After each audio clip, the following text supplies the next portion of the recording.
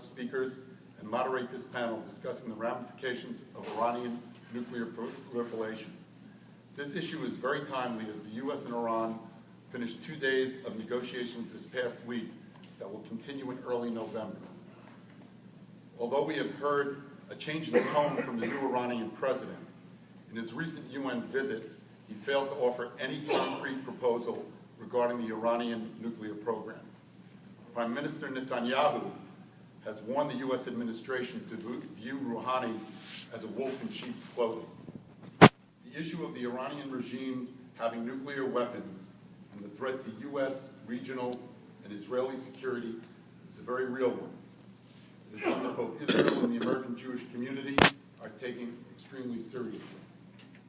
The CRC and AJC both have worked tirelessly throughout the state of New Jersey over the past 7 years to advocate for the first round of U.S. sanctions and additional sanctions since then to tighten the loopholes. Our state was one of the first to divest its pension funds from any company that does business with Iran's petroleum or energy sectors. In 2011, we were one of the first states to pass a measure that no company that does business with Iran's petroleum sector can have a government contract with our state. We most recently launched a petition with the Jewish Council of Public Affairs aimed at asking our senators to introduce and pass the Iran Nuclear Proliferation Act that was recently passed through the House. Today I have the pleasure of introducing our two distinguished speakers, and here comes our second speaker. They are experts on Iranian nuclear proliferation, U.S. controls of arms and weapons of mass destruction, and the sanctions imposed on Iran.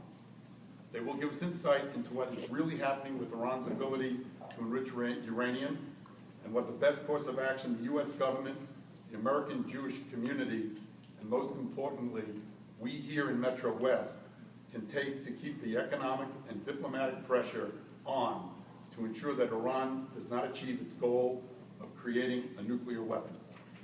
Our first speaker is Dr. Gary Samore, the Executive Director of Research at the Belfer Center for Science and International Affairs at the Kennedy School of Government at Harvard University and President of United Against Nuclear Iran.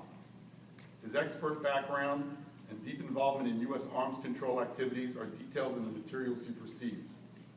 Our second speaker will be Mark Dubowitz. Mark is Executive Director of the Foundation for Defense of Democracies, a Washington, D.C.-based nonpartisan policy institute, where he leads projects on Iran, sanctions, nonproliferation, and countering electronic repression. His expertise and thorough knowledge of global sanctions are detailed in your materials. They will each speak for a few minutes, and then I will moderate a discussion between them regarding the key elements of this very important subject. With that, I give the floor to Dr. Gary Samore. Thank you very much.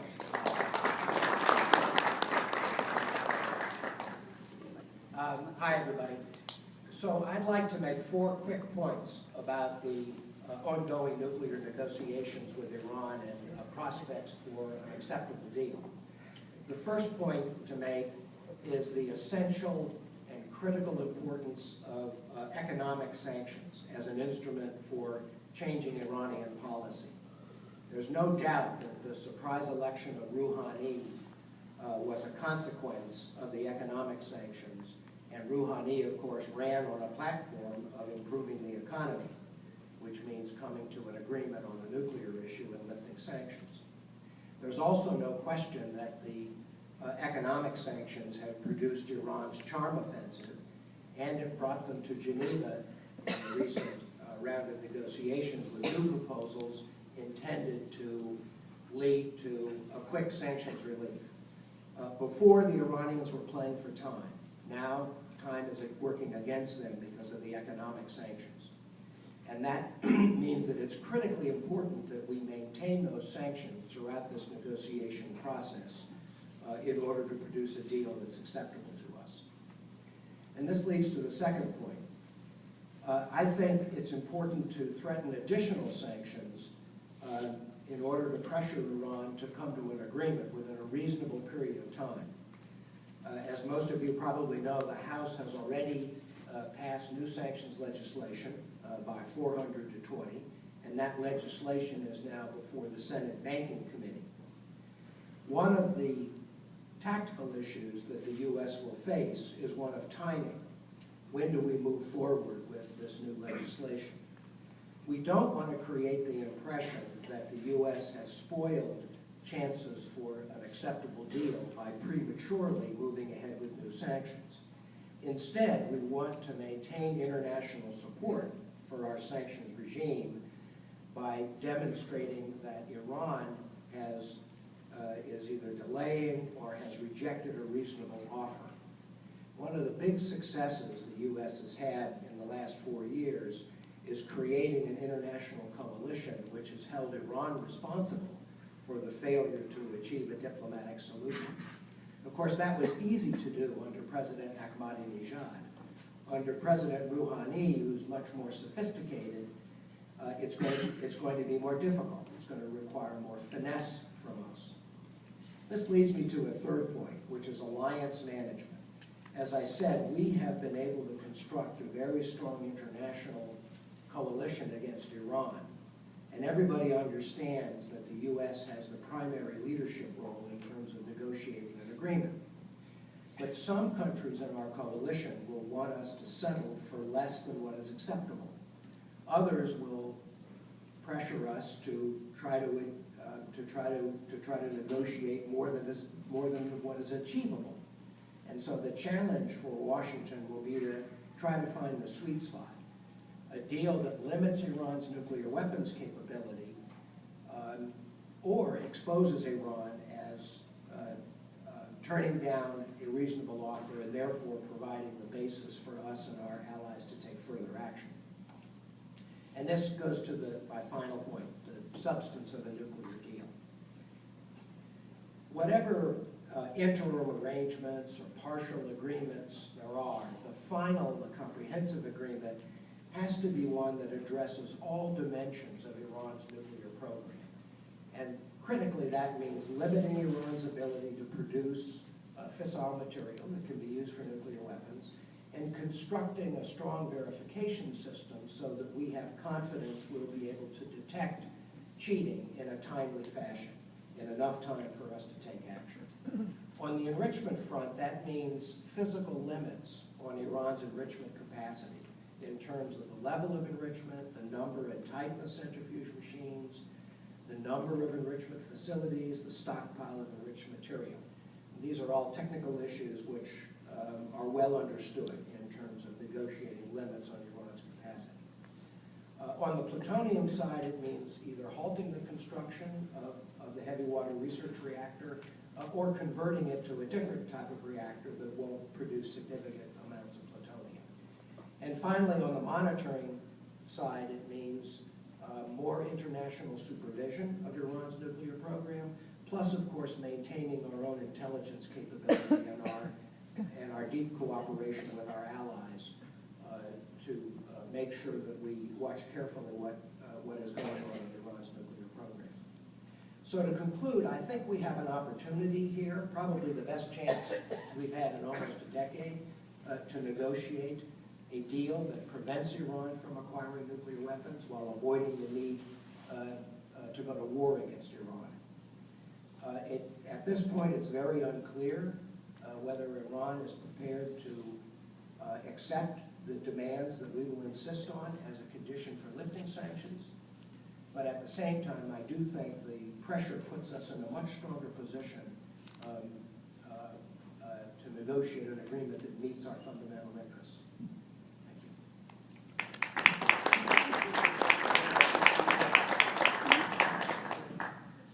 Great. Well, thank you, Arthur, and thank you to all of you for coming here today. It's absolutely critical that you folks are involved in this. And in fact, in some respects, you are the reason that there are tough sanctions against Iran today. You're the reason that the Iranians are actually taking this negotiation seriously. And that's because you have been reaching out to Congress and you've been working with your members to impose some of the toughest sanctions that have ever been imposed against a country. And so keep up the great work. It's absolutely critical that you do what you're doing. Let me also thank Gary. I don't know if all of you realize how fortunate you are to be hearing from Gary this morning. There has been no more dedicated public servant than Gary. He has spent years working on this issue. When I had the good fortune of interacting with Gary when he was in the administration, it was clear that he's absolutely committed and worked obsessively and tirelessly on this issue. So I want all of you to put your hands together to really thank Gary.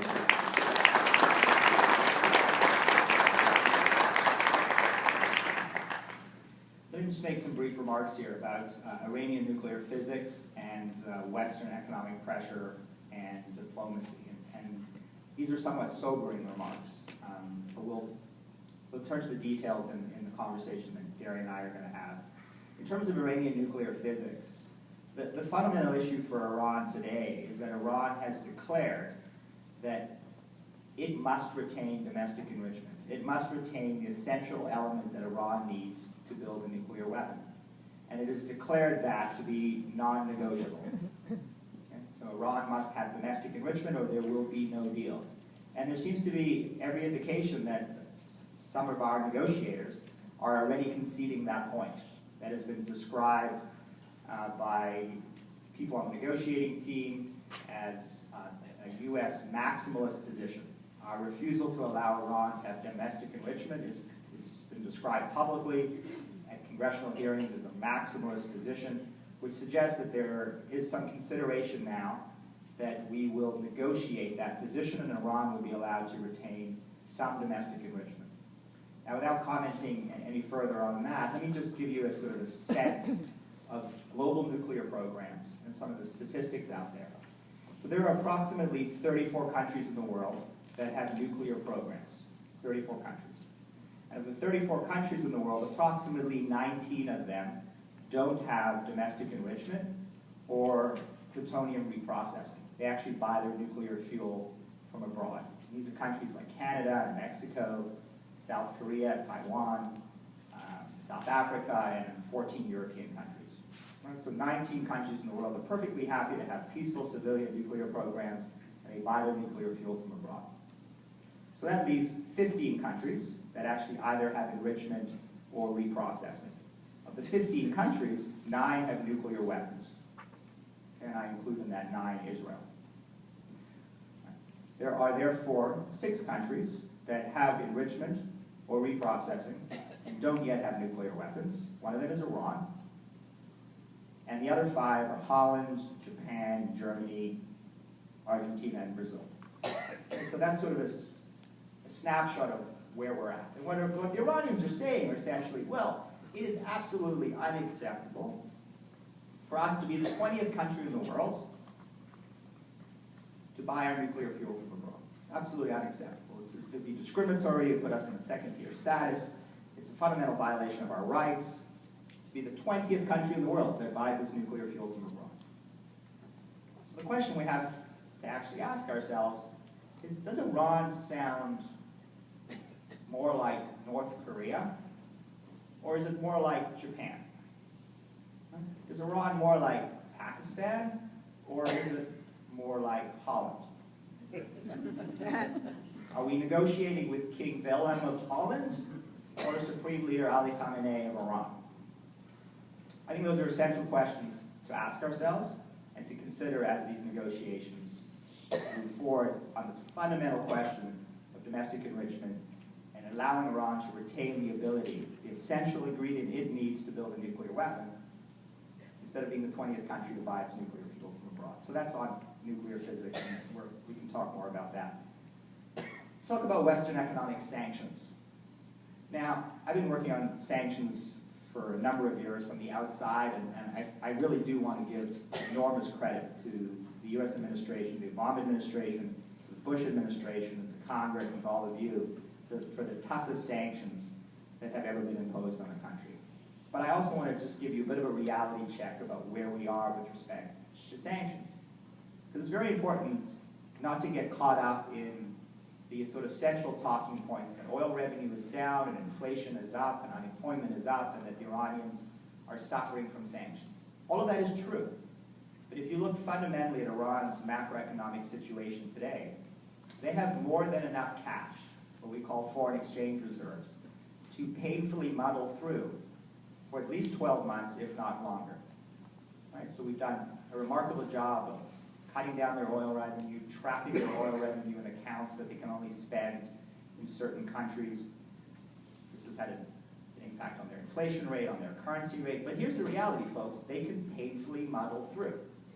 Now, if they can painfully muddle through, the obvious question is, how do we increase the pain? Because that's our negotiating leverage.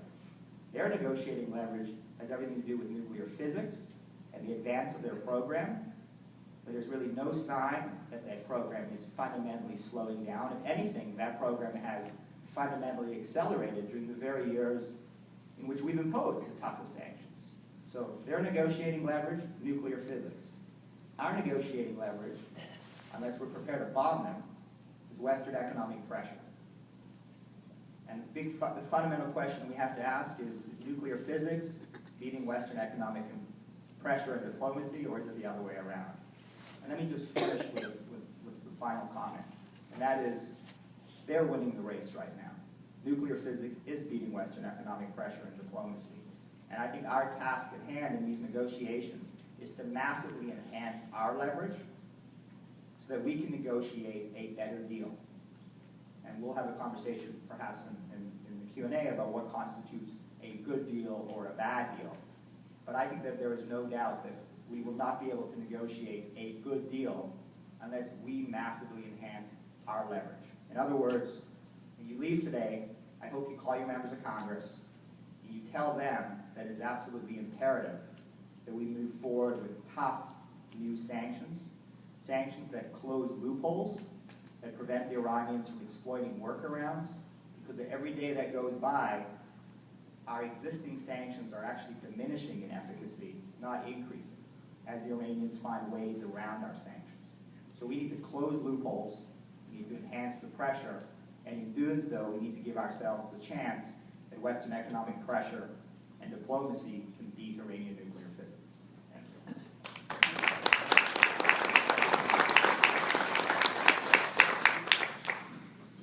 We're going to test the feedback here and hope we don't get any, because your moderator has a knee replacement, so he needs to sit. First subject I'd like Gary and Mark to talk about, and for the most part, I think you'll find they're in agreement, but there may be nuances of differences between their thoughts on these subjects. Is what's going on with the sanctions? How effective are they? Where have they gotten to and from? In terms of global versus U.S. sanctions, how do we keep the coalition in place if we want to add sanctions? When would we add sanctions? And what do we see as the opportunities for sanction relief and the dangers of sanction relief?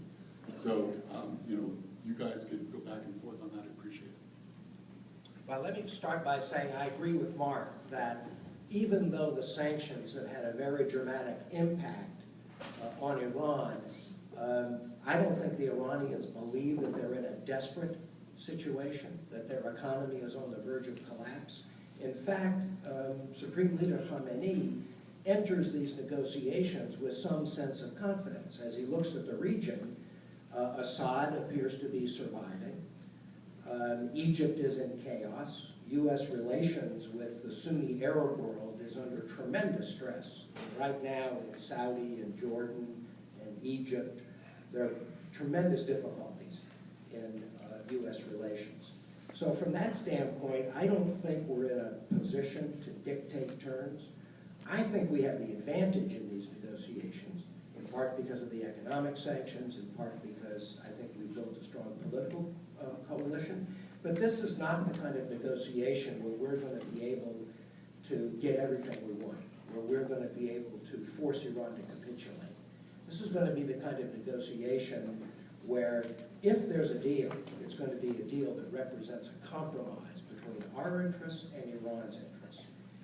And if we can't come to that agreement, as I said, we want to be in a position to show that the reason for the failure of diplomacy is because Iran is being stubborn and unreasonable, and then use that as the basis for additional sanctions. The U.S. can do a lot on its own to address the last point that Arthur made. We can do a lot on our own because we've got a lot of, frankly, political and economic muscle to force other countries to do things they may not want to do. But at the end of the day, the best sanctions are one based on cooperative alliances. If you look at what the Europeans have done, it's quite remarkable. This is not prodding and pressure from Washington. They decided on their own to impose an oil embargo on Iran. That's tremendously important. And part of the reason they did that, I don't think we can claim full credit, but part of the reason we did that was by helping to demonstrate and convince them that Iran was pursuing nuclear weapons and that economic sanctions were the most effective tool, short of war, to stop that from happening. Now we need to, it's going to be hard in the case of the Chinese and the Russians, but I do think that, for example, with the Japanese and the Koreans, we still have good opportunities to persuade them to cooperate with us. And at the end of the day, the best sanctions are not through U.S. coercion, but through cooperation from other countries, because they think it's in their national interest. So Arthur, I think Gary's exactly right. And if you look at the history of sanctions over the past 4 or 5 years, there's no doubt that it's been a combination of extraordinary international cooperation, but it's also been the result of fear of U.S. penalties. And in some respects, it was the fear of U.S. penalties that the administration adroitly used to convince the Europeans and others to come up with their own solutions. It was very useful for the administration to say, see those crazy people on the Hill? They want to penalize your companies. They want to cut them off from the U.S. market. Now, we're much more reasonable. So let's work together and come up with a made-in-EU solution so that you can impose your own sanctions, you can have control over the design of those sanctions, and you can actually get the political benefit of having imposed sanctions on your own as a result of a response to U.S. pressure. So I think it's been a very useful, believe it or not, well-coordinated game between the administration and Congress. It's probably the first time that that's happened in many years, where despite all of the disagreements have often happened, I think Gary would agree, between the 40-yard lines. And the disagreements have been over details and timing, but they haven't been fundamentally substantive disagreements. So I would suggest that we should continue a process and a game that has succeeded, which is to continue to give the administration the ability to essentially point to the Hill and say not only to our allies, but more importantly to the Iranians, if you don't compromise, you're going to be facing sanctions from the Hill that will shut down your economy. It will take you to the brink of economic collapse. And then Supreme Leader Ali Khamenei, you can choose between a collapsed economy and potentially a collapsed regime and a nuclear weapon. I think the second point that I would make is that I think it's important for us from a strategic negotiations perspective to not fall into the trap of assuming that no enrichment is Iranian capitulation. I think it's really important for us to remind the Iranians and the international community that what we're asking is completely and eminently reasonable. We're asking for Iran to become the 20th country in the world that buys its nuclear fuel from abroad, because ultimately we don't want Iran to be the 10th country in the world that has nuclear weapons.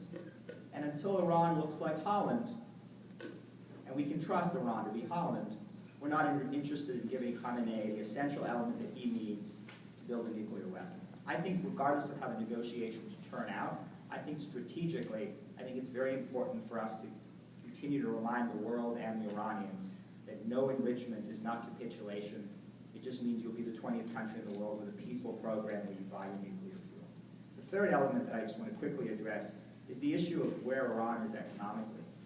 According to public analysis that we've done, and we don't have access to the kind of information that Gary saw when he was in government, but according to public information that we've done and analyzed, the Iranians have about $80 billion in foreign exchange reserves sitting in overseas accounts.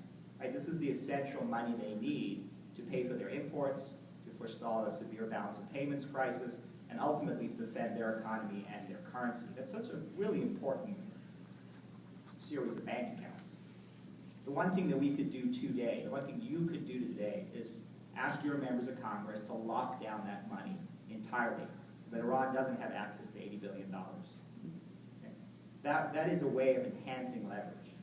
It's also a way, we can also do that through U.S. unilateral sanctions. We have that leverage already in place to lock down that money. But it's always important to combine a stick with a carrot, particularly if we're going to convince our international partners that we need to lock down that money.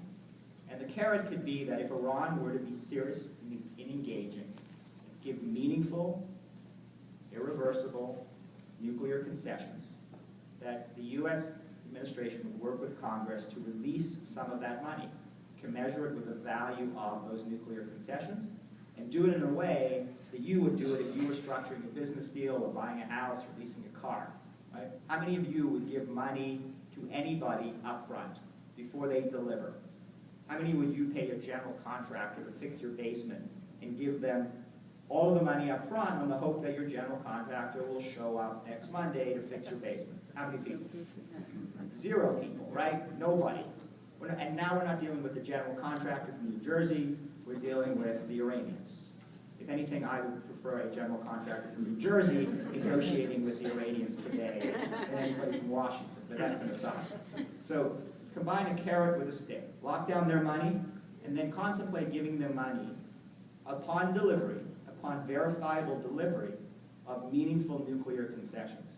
That's a carrot, it's a stick. It deals fundamentally with their major need right now, which is access to that money. I'll stop there. Thank you, Mark. Just to manage your expectations, especially if you have a knee replacement like me, there will be a Q&A, but there are still 4 more subjects that we're going to discuss before we get to the Q&A, and we've got a hard stop at 11 o'clock, so I'm keeping my eye on the watch. The second subject is more details and understanding more deeply what's actually going on with the Iranian nuclear program. An assessment of where they're at now, what are the key elements of that program, and most importantly, what are the dangers of Iran retaining domestic enrichment? Well, let me start with that. I actually started working on Iran's nuclear program in the Reagan administration in the mid-1980s. So I've seen this program gradually develop over that period of time when the Iranians have been pursuing a nuclear weapons capability. And the way I would characterize the program now is that they've mastered the basic technology for enrichment. We can't take that away from them unless we occupied the country. So any deal is going to leave them with an inherent capacity to cheat and to seek to pursue nuclear weapons through covert means. And in fact, that's the history of the program, that they've tried to build secret enrichment facilities for the purpose of producing nuclear weapons. We've fortunately been able to detect those efforts, and we've exposed them, and the Iranians have put them under international safeguards.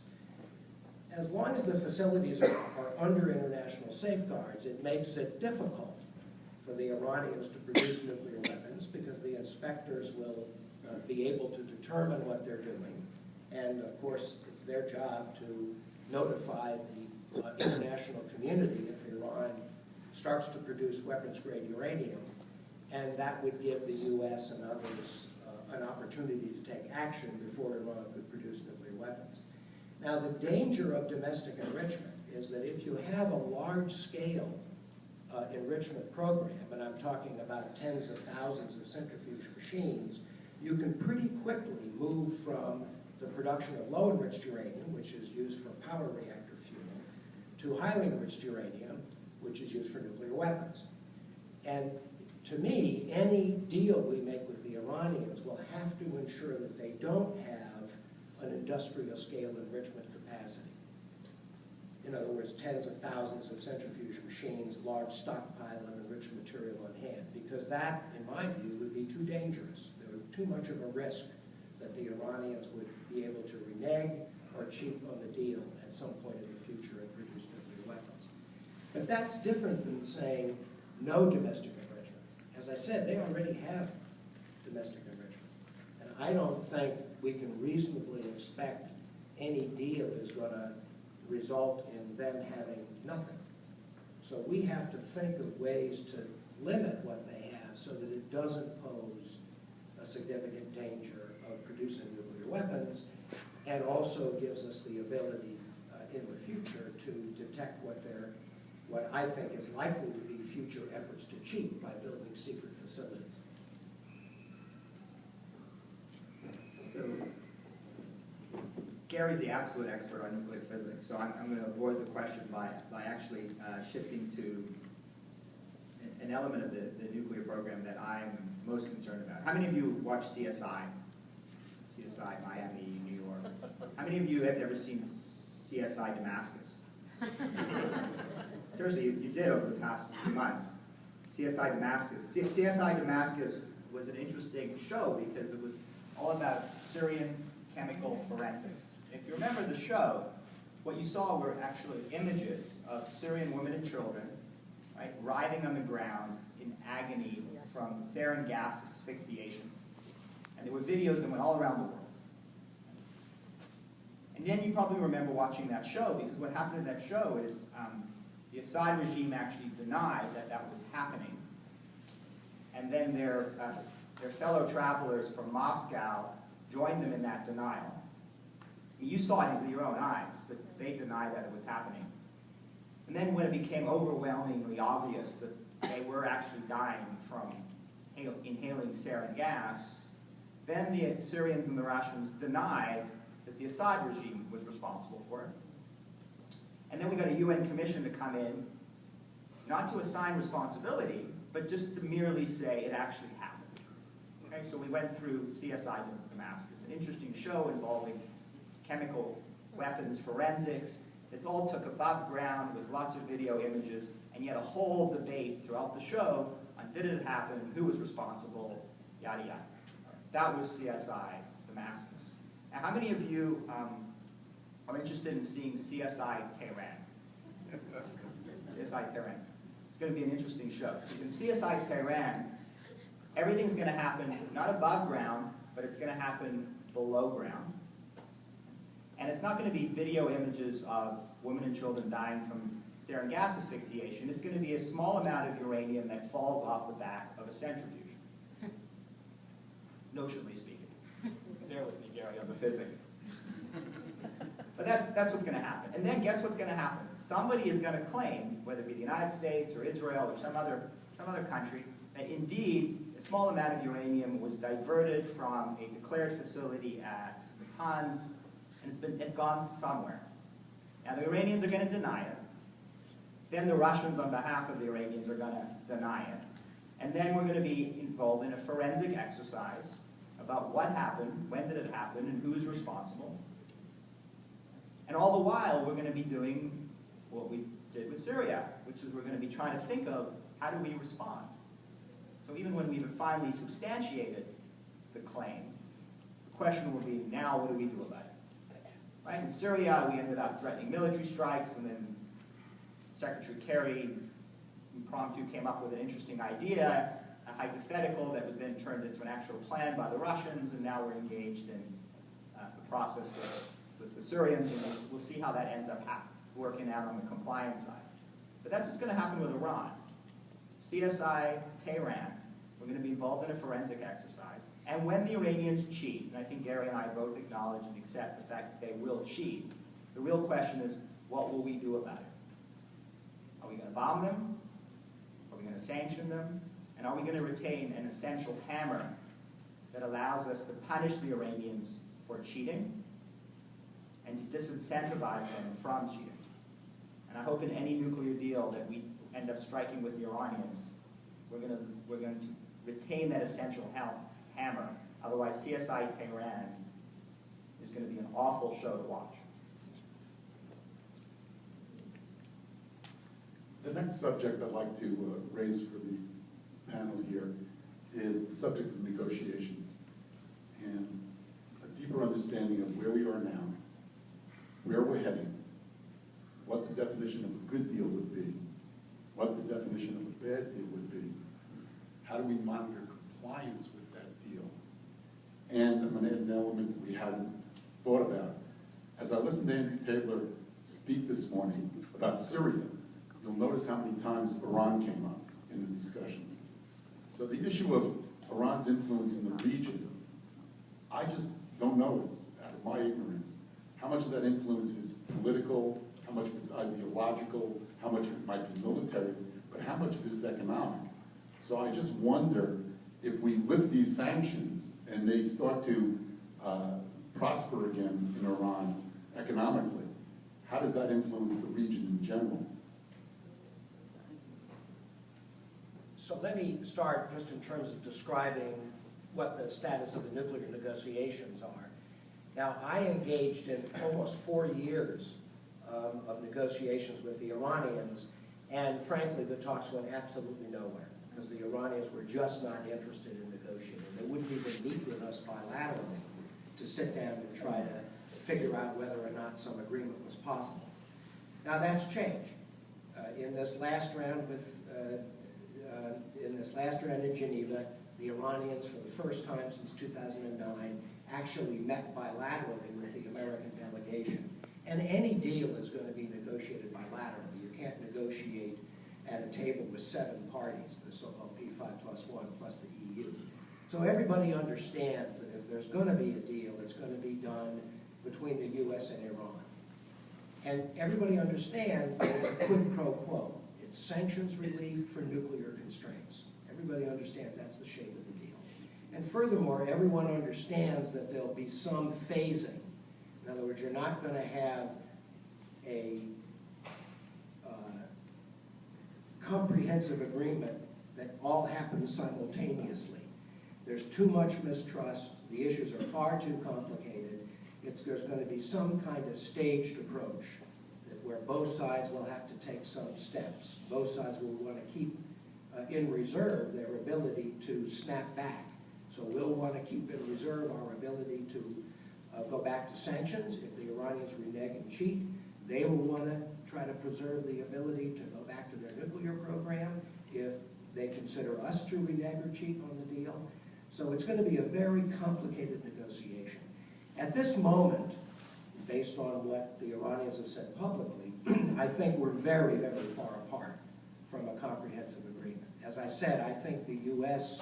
and our allies will insist that Iran give up the capacity to quickly produce weapons-grade uranium.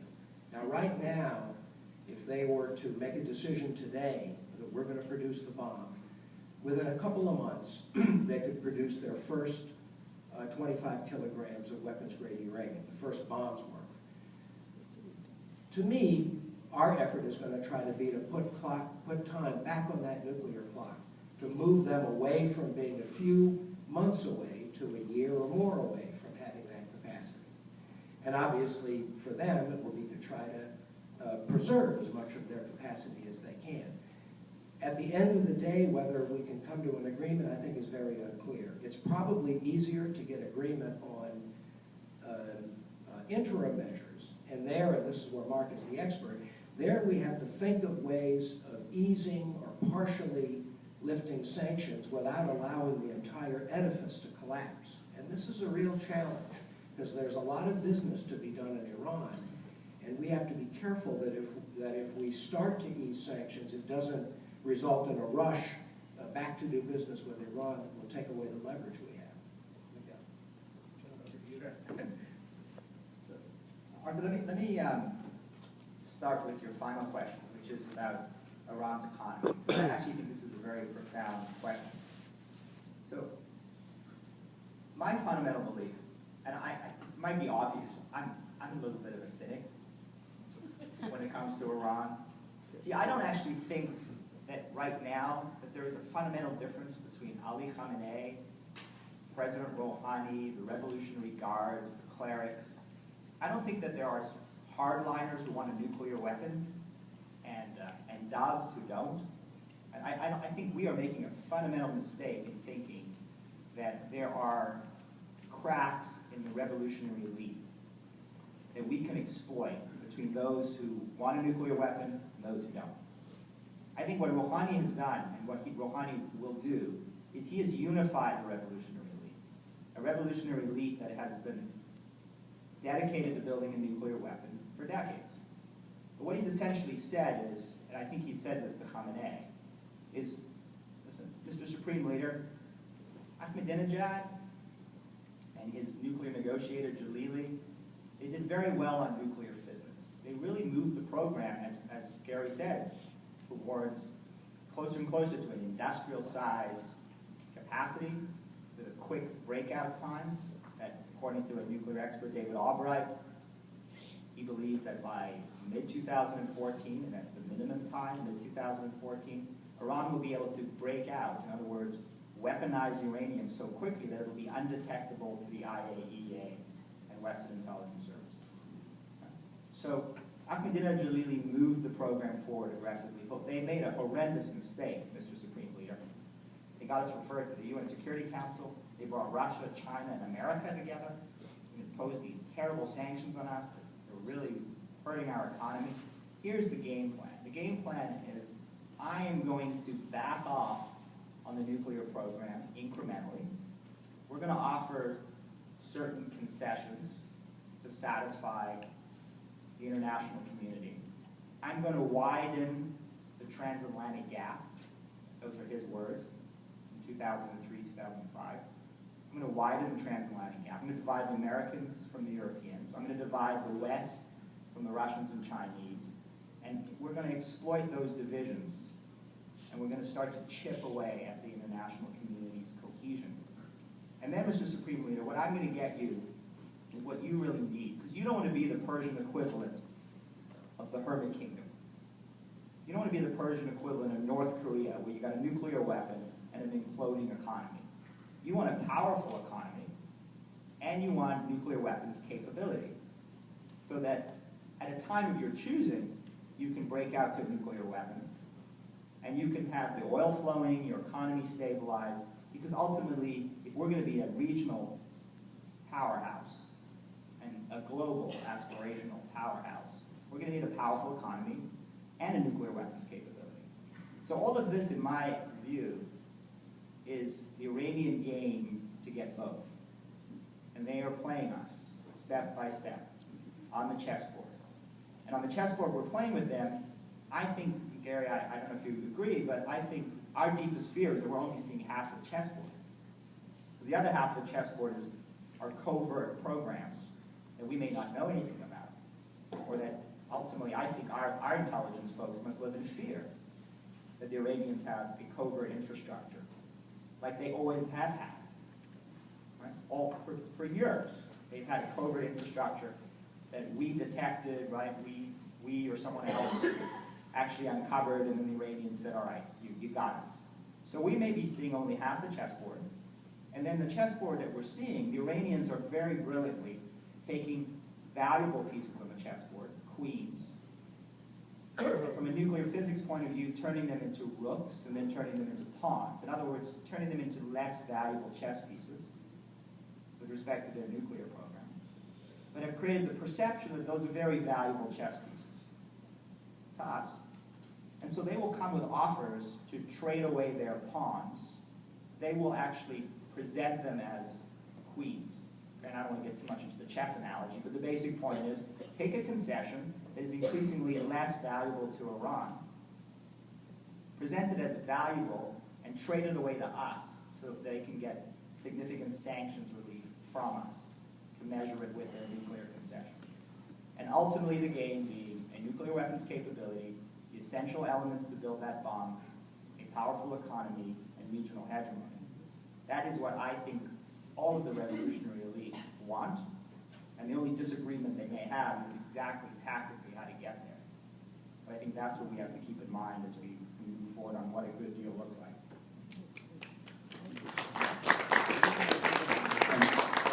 And the last question is, here we are at the Step Up to Israel Advocacy Summit. And the question is, what can we here in Metro West do to help this come with the right outcome that we all need for Israel and the United States? Well, as both of us have said, the economic sanctions is the only key to getting a good deal. If there is a deal out there, it will be because of Iran's need to relieve those economic sanctions. And those sanctions are the product of both executive action, but also action by Congress. And it's important that we continue with that steps. And as I mentioned, there is existing legislation that's working its way through the Congress. My guess, if I had to guess, is that there probably won't be a nuclear deal, and we will probably need to move ahead with another round of sanctions, perhaps early next year. So I think to the extent that all of you continue to support strong action by Congress, which is necessary to get a nuclear deal that stops Iran from getting nuclear weapons and yet avoids war, I think that's the outcome that this country is looking for. So I completely agree with Gary, and I won't repeat that. I would say the one thing that you could do would make a world of difference is to convince Gary Samore to go back in the U.S. government.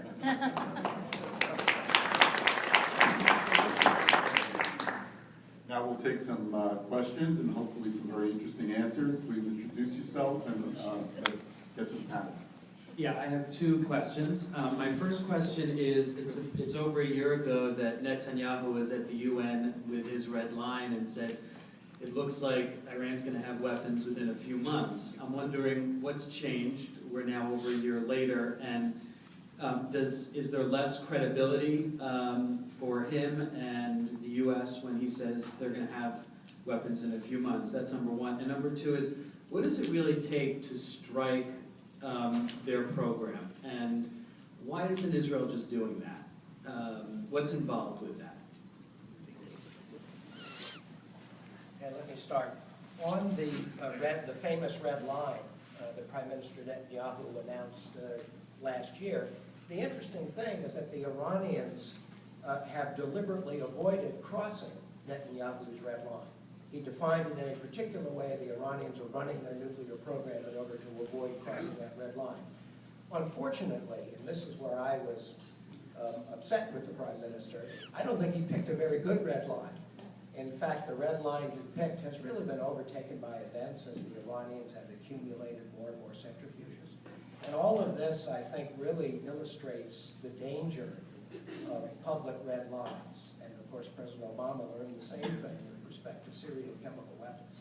But I think that's the answer to your question, is that the Iranians have, at the same time that they've avoided crossing Prime Minister Netanyahu's red line, they've still been able to advance their nuclear program. On the question of a strike, I mean, there's a general agreement that in terms of military capacity, the U.S. has much greater capability to destroy or heavily damage the program than Israel does. And to some extent, Israel's capacity has grown less as the program has grown more elaborate, and the Iranians have finished some of the heavily protected underground facilities, like the Fordow facility. But the other answer to your question is there's been very strong international objection, especially from the United States, to Israel attacking Iran. This was true under President Bush, who, very forcefully, discouraged Prime Minister Olmert from carrying out an attack, and it's been true under President Obama, who very forcefully has been trying to discourage Prime Minister Netanyahu. And the reason is because the U.S. is concerned that an Israeli attack would not be effective, that it wouldn't really destroy the program. It would give the Iranians an excuse, a pretext, to leave the non-proliferation treaty and therefore rebuild their program without international inspection. And it could trigger a much broader conflict that could affect oil and so forth. So I think that's the main reason why the Israelis haven't attacked. I don't know that that's going to necessarily apply in the future. I can imagine the Iranians doing things that would lead Israel to decide that they had no choice but to carry out an attack, or to persuade Obama that he had to carry out an attack. I know there are a lot of questions, so I'll just answer this very quickly. I mean, I think there's a fundamental mistake, and I think we in this room shouldn't make it, and that is to always talk about an Israeli military option. Because we're in the United States. The United States has a much more effective military option, as Gary has described it, and that is actually, from a negotiating point of view, an essential element of the message we should be sending to Iran. We should be saying to the Supreme Leader, unless he compromises on his nuclear program, the United